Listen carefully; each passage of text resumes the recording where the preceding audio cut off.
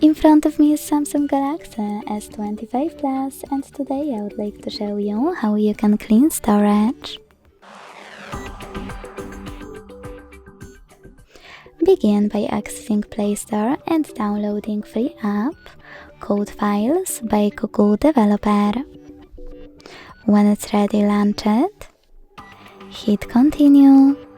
Tap on grey switcher next to Allow Permission, and finally tap on those three lines at the top left corner. Then select Clean. Hit Clean under Junk Files and confirm your choice by hitting Clear in the pop-up. Thanks so much for watching. If you enjoyed this video, don't forget to leave a like, comment and subscribe. Bye!